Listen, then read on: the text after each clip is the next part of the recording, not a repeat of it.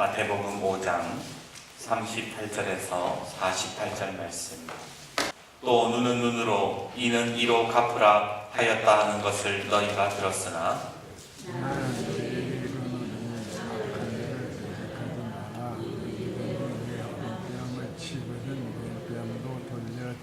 또 너를 고발하여 속옷을 가지고자 하는 자에게 겉옷까지도 가지게 하며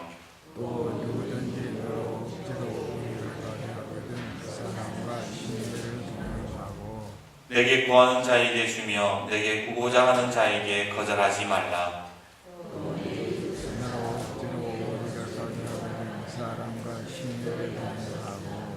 나는 너희에게 이르노니 너희 원수를 사랑하며 너희를 박해하는 자를 위하여 기도하라.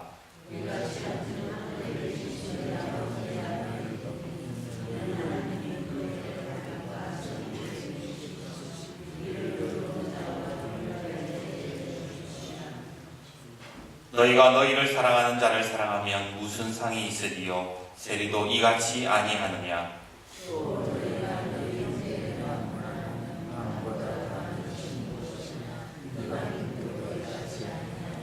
같이요. 그러므로 하늘에 계신 너희 아버지 온전하심과 같이 너희도 온전하라. 아멘. 한 초등학교 국어 시험에 이런 문제가 나왔어요.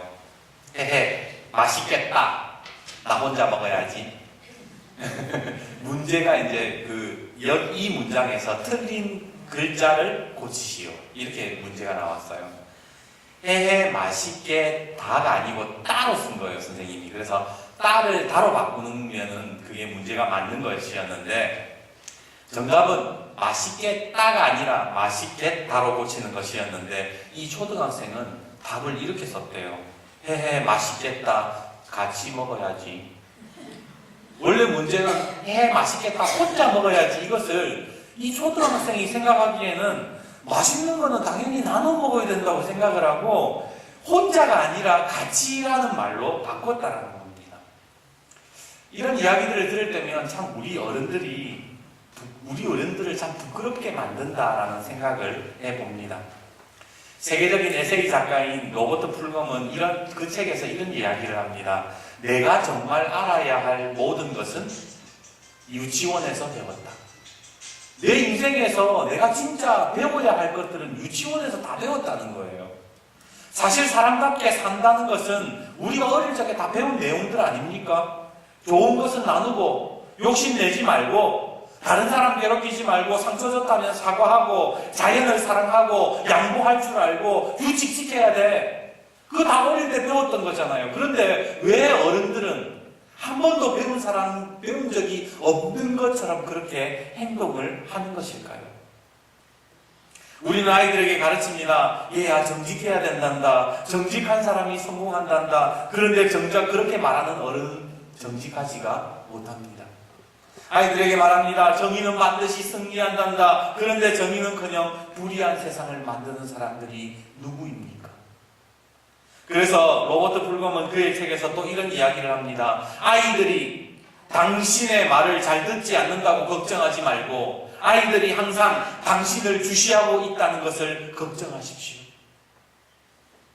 2010년쯤이었는가요? 극장에서 부당거래라는 제목의 영화가 하나 나왔어요. 대한민국을 충격으로 몰아넣은 연쇄살인사건이 발생이 되었지요. 그런데 아무리 뒤져도 이 범인이 잡히지가 않는 거예요. 결국 대통령까지 직접 나서서 반드시 이 사건을 해결하라고 그 지시를 내리자 결국 이 고위 경찰 간부들이 한 일이 뭔가 돈도 백도 없는 사회 부적응자를 연쇄살인범으로 만들어내는 그런 일들을 벌입니다. 그리고 나서는 아무 잘못도 없는 사람을 데려다가 이 사람이 연쇄살인범이다. 그렇게 보도를 하면서 혁혁한 성과를 이루어냈다라고 국민들을 속이게 되지요. 영화를 보면서 사람들은 기대합니다. 그래도 사회는 썩었어도 주인공은 좀 다르겠지. 지금 주인공이 저 악한 세력들과 같이 결탁하는 것처럼 보이지만 마지막에는 반전이 있을 거야. 하지만 감독은 이런 기대를 여지없이 무너뜨려 버립니다. 저도 그 영화 볼 때만 해도요, 야, 주인공이 그래도 뭔가 지금은 저 사람들이랑 뭐 거래를 하고 그렇게 하는 것 같지만 마지막에 뒤통수 한 방 시원하게 때릴 거야. 그렇게 생각했는데 이 영화에는 선한 사람들이 단 한 사람도 나오지가 않더라는 거예요. 국민의 안전과 권리를 지키는 검찰과 경찰은 성과를 내기 바쁘고 기업가와 조직 폭력배는 모두 한 통속입니다. 그들은 어떻게든 자기의 이익만을 움직일 뿐, 이 위에서 움직일 뿐 그 어디에도 정의를 따르는 사람들이 단 한 사람도 없더라는 것이지요. 그래서 감독은 이 영화를 통해서 대한민국 사회 안에 벌어지는 은밀한 거래들을 보여주면서 이 모든 게 다 부당한 거래, 부당 거래일 뿐이라고 그렇게 이야기를, 메시지를 전했던 것입니다. 여러분, 부당하다는 말이 뭘까요? 안이불자의 이치당자, 이치에 맞지 않는 것이 부당하다라는 것입니다. 그렇다면 부당거래라는 말은 뭐예요? 거래를 하는데 이치에 맞지 않는 것, 상식에 맞지 않는 것, 그게 부당거래입니다. 그런데 오늘 본문을 보시면 좀 이해가 되지 않는 요구를 주님께서 하고 계시는 것을 우리는 발견하게 되지요.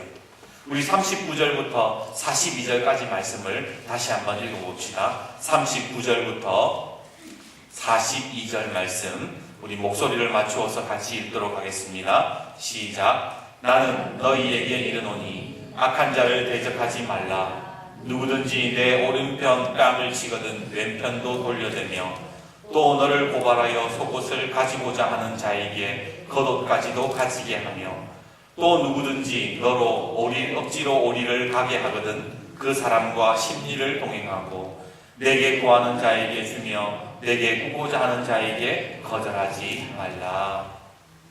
이것은 정당한 거래가 아닙니다. 부당거래죠.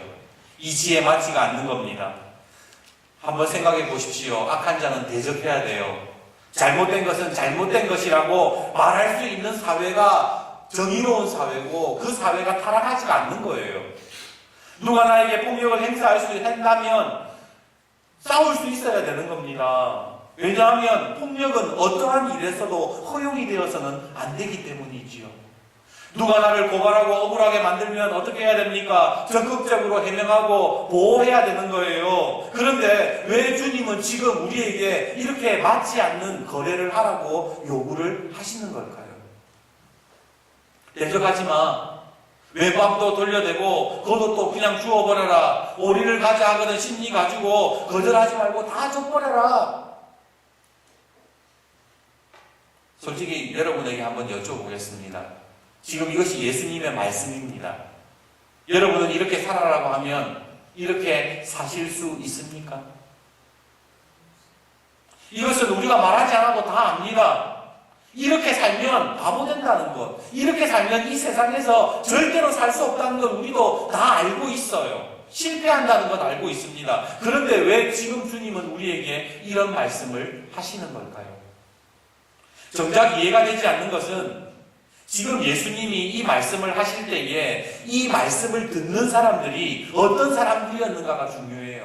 어떤 사람들이었습니까? 이 세상에서 아무런 힘도 없는 사람들이었어요. 지금 그 자리에 있는 사람들은 사회의 기득권층이 아닙니다. 율법에서 제외되고 정죄함을 받은 사람들, 세상에서도 버림받고 제외된 고아, 과부, 그리고 여성과 노인들, 이 사람들 앞에 지금 당해라고 예수님이 말씀하고 계시다라는 겁니다.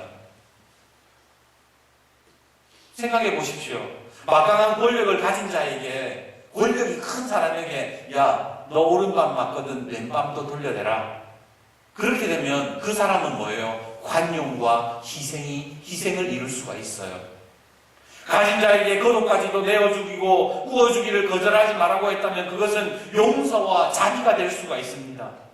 힘 있는 자에게 오리가 아닌 심리를 가지라고 했다면 그것은 배려와 사랑으로 나타날 수 있을 거예요. 하지만 지금 그게 아니에요. 그들은 뺨을 맞아도 아무런 항의조차 하지 못하는 사람들이고 고발에도 대항할 능력이 없는 사람들입니다. 구워 주기는커녕 그 사람들은 빌어 먹으면서 다녀야 될 사람들이에요. 그런데 그 사람들에게 지금 오히려 맞서라고는 말하지 못할 망정 당하라니요. 그냥 얻어맞고 있으라니요. 아까 잠시 언급한 부당거래라는 그 영화에서는 이런 명대사가 하나 나오지요. 호의가 계속되면 사람들은 그것이 권리인 줄 안다. 여러분 그런 경험 해보셨잖아요. 누군가에게 잘해줬는데 마치 그것이 이제 자기 한두 번 잘해줬는데 그것이 마치 자기의 권리인 양 내놓으라고 하는 도둑놈 심보 말입니다. 잘해주면 그것이 마치 자기의 권리인 양 더 날뛰는 그런 세상에서 이 아무런 힘도 없는 사람들이 그냥 당하고만 있으면 어떻게 되겠습니까? 원래 저 인간들은 저렇게 해도 되는 존재라고 생각하지 않겠습니까? 지금 아무런 힘 없는 사람들은 당하고 있으면 안 됩니다. 오히려 그들은 스스로 권리를 찾을 수 있어야 되고 당당히 맞서 싸워야 될 사람들입니다. 그렇지 않으면 더 고통을 당할 수밖에 없어요. 그런데 왜 주님은 지금 이 사람들에게, 이 연약한 사람들에게 왼뺨도 내어주라 그렇게 말씀을 하시는 걸까요? 오늘 여러분들은 어떻습니까?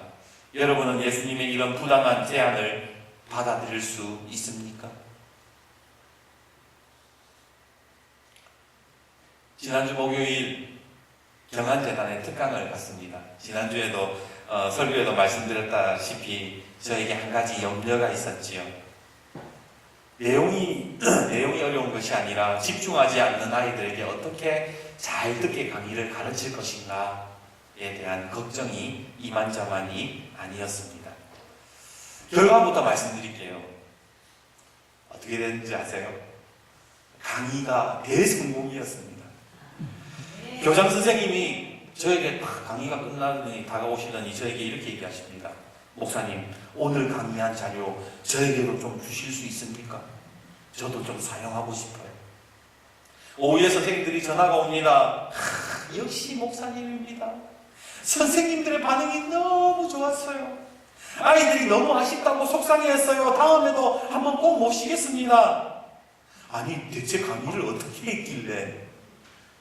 솔직히 말씀드리자면 강의의 내용이 좋았던 것이 아니라 하나님의 은혜가 그곳에 임했던 것입니다. 강단에 서기 전까지만 해도 계속 걱정이 됐어요. 이 인간들, 들을 마음도 없는 인간들에게 도대체 어떻게 강의를 해야 되나? 어떻게 이 딱딱하고 지루한 인문학을 이 아이들에게 말할까? 그런데 막상 강단에 올라가니까요, 아이들이 무슨 연예인 반겨주듯이 막 손을 들고 반겨주는 게 아닙니까? 제가 잠시 경안여 중에서 사역할 때에 1학년 아이들이 이제 3학년이 됐어요. 걔네들이 너무 좋아해 주는 거예요. 막 소리 지르고 반겨주니까 그것을 본 2학년, 1학년들이 저 뭐지? 왜 저렇게 좋아하지? 뭐 이런 표정으로 막 두리번거리는 거예요. 분위기가 살짝 잡혔죠. 근데 주님께서 그때 저에게 한 가지 지혜를 주셨어요. 그게 뭐냐면 강의 전에 먼저 아이들과 한번 소통해 보거라. 그래서 강의에 앞서서 먼저 아이들에게 얘들아 오늘 추수감사절이잖아. 그러니까 너희들이 감사를 표현할 줄 아는 사람이 어른이 된단다. 그러면서 여기 혹시 오늘 친구 중에 선생님께 내가 꼭 감사를 하고 싶다, 감사를 표현하고 싶은 친구가 있다면 앞으로 나오너라.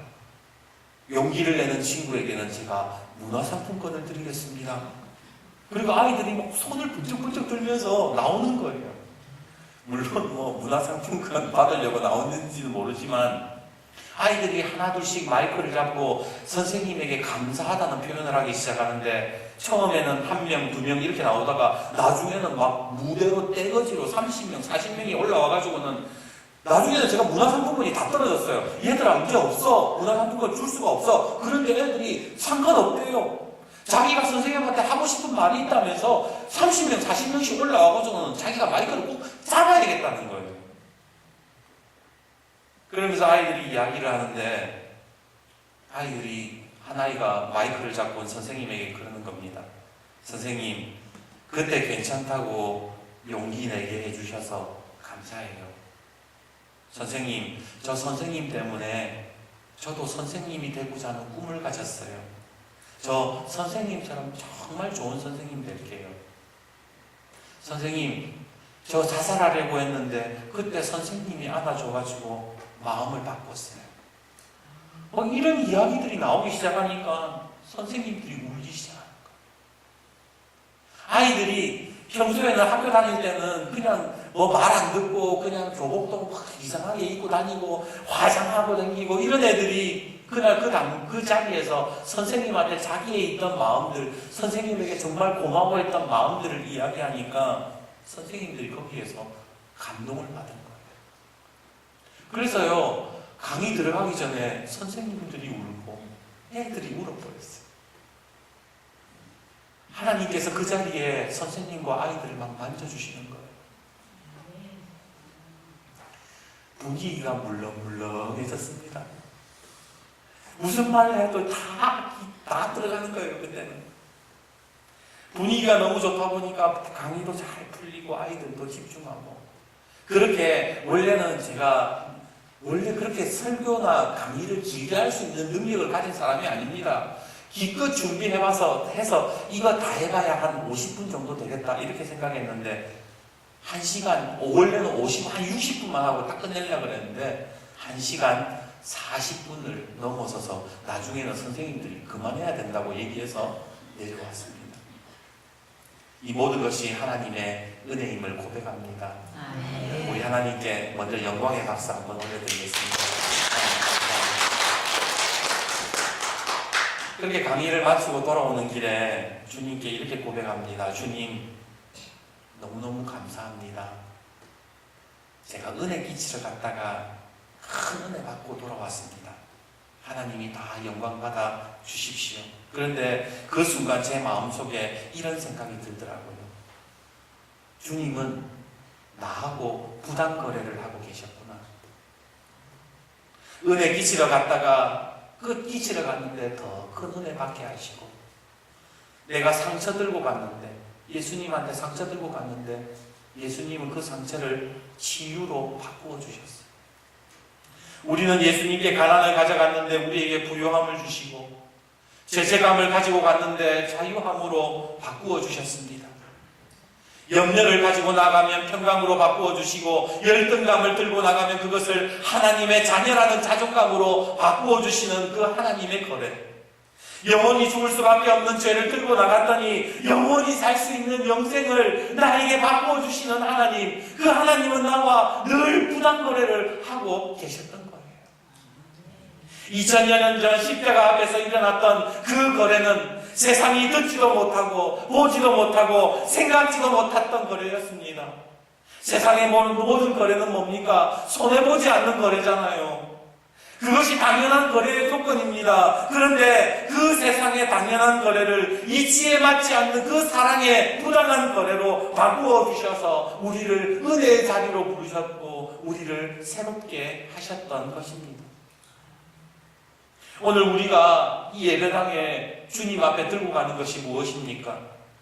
내 속에 있는 미움, 절망, 분노, 고통, 다 쓰레기 같은 것들 뿐 아닙니까? 그런데 주님은 그것을 은혜로 바꾸어 주시더라는 거예요. 오늘 하나님과 나와의 관계 자체가 부당한 거래로 이루어졌다, 이치에 맞지 않는 거래로 이루어지고 있다는 것을 깨닫게 되었던 겁니다. 오늘 주님이 마태복음 11장 28절에 뭐라 그러세요? 수고하고 무거운 짐진 자들아 다 내게로 오라, 내가 너희를 쉬게 하리라. 세상에 이런 거래가 어디 있습니까? 세상에 이러한 불안, 이치에 맞지 않는 거래가 어디 있어요? 그런데 오늘 주님이 보여주신 이런 거래를 주님께서 오늘 한국 교회들에게도 요구를 하고 계시더라는 겁니다.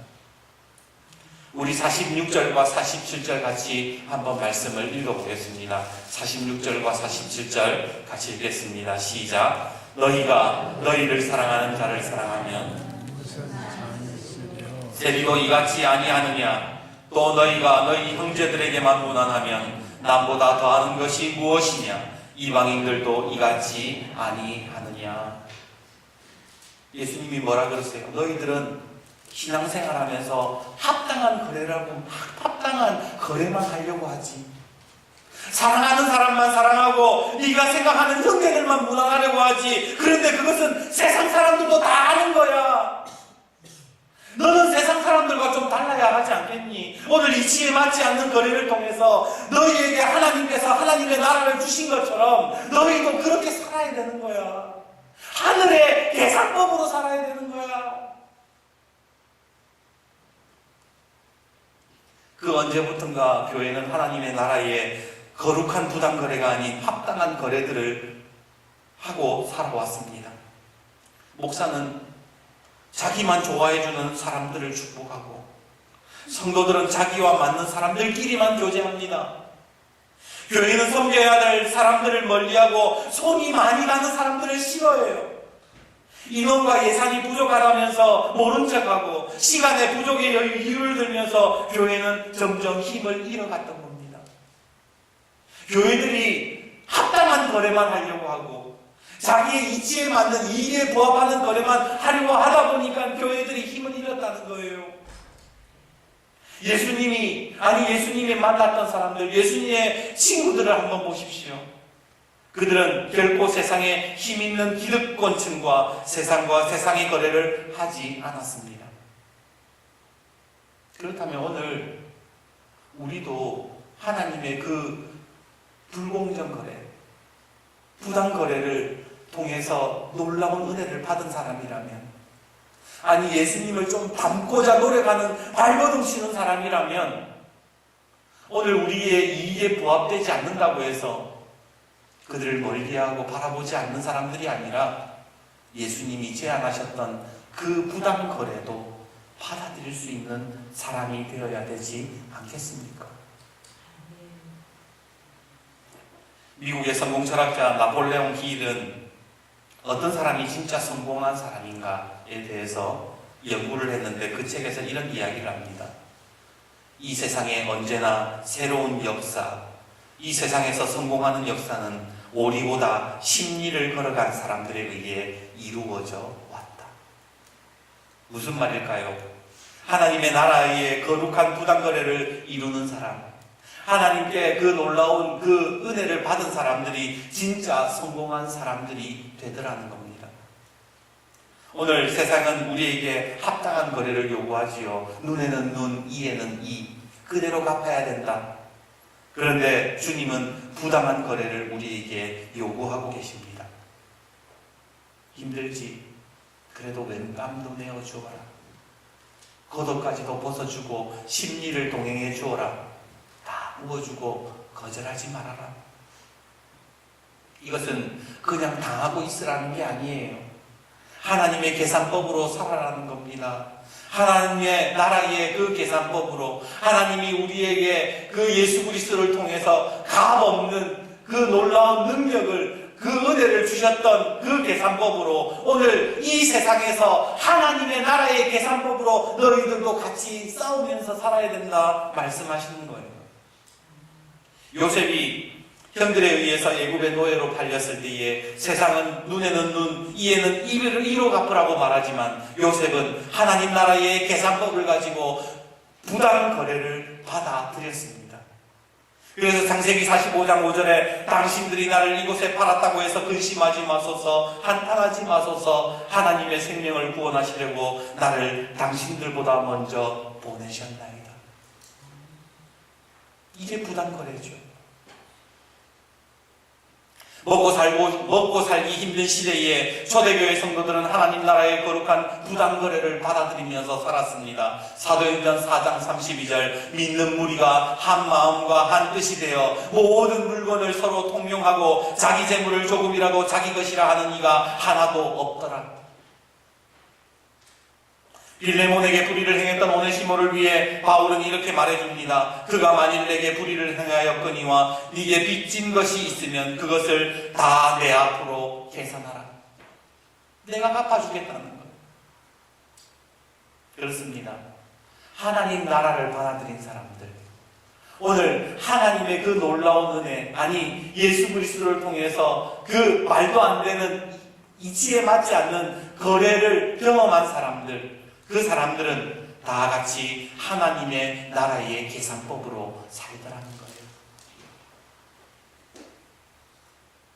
오늘 우리가 하나님이 살아계신 것을 믿는다면, 하나님께서 정말 나의 아버지가 되시고 내 인생을 주관하시고 나의 삶을 이끌어 가신다는 것을 믿는다면 오늘 우리는 하나님의 계산법으로 살 수 있어야 되는 거예요. 그렇게 살려고 노력해야 되는 거예요. 그러기에 오늘 저는 말씀에 의지해서 오늘 저와 여러분에게 주님의 말씀으로 권면합니다. 세상의 거래가 아니라, 세상의 이치가 아니라 하나님 나라의 계산법으로 살아가시기를 주님의 이름으로 축복합니다. 아멘. 오늘은 말씀을 조금 일찍 마치고 우리가 이 시간 잠깐 기도했으면 좋겠습니다. 오르간 반주 좀 해주시겠어요?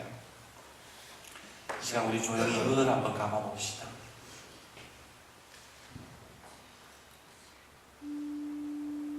여러분은 하나님께 어떤 은혜들을 받으셨습니까?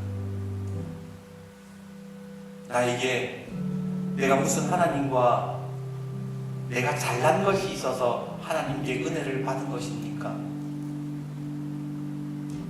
나에게 무슨 능력이 있어서 예수님께서 나에게 영생을 허락해 주신 걸까요? 아닙니다. 하나님 나라에 부당거래가 있었기에 오늘 내가 이 자리에 앉아있고 영원한 생명을 얻었고 죄사함을 받았습니다. 이 시간 여러분들께 여쭈어 보겠습니다. 지금까지 살아오시면서 여러분들은 어떤 일들을 경험하셨습니까? 억울하게 오른뺨을 맞는 일들이 있으셨습니까? 누군가가 나를 고발하고 누군가가 내가 가지고 있던 모든 것을 다 앗아가 버린 적이 있습니까?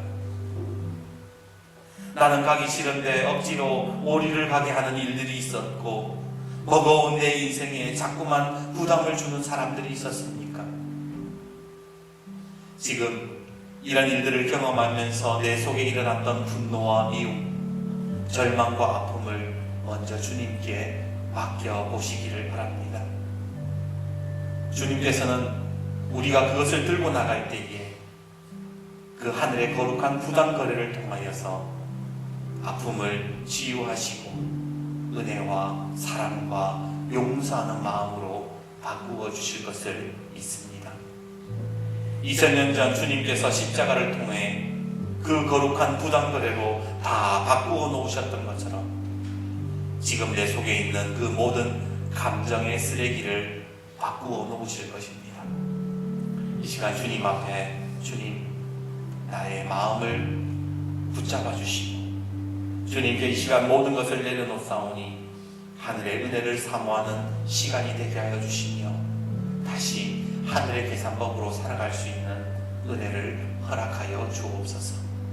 내 인생을 위해서 지금까지 살아왔던 내 삶을 주님 앞에 토로하며 나아가도록 하겠습니다.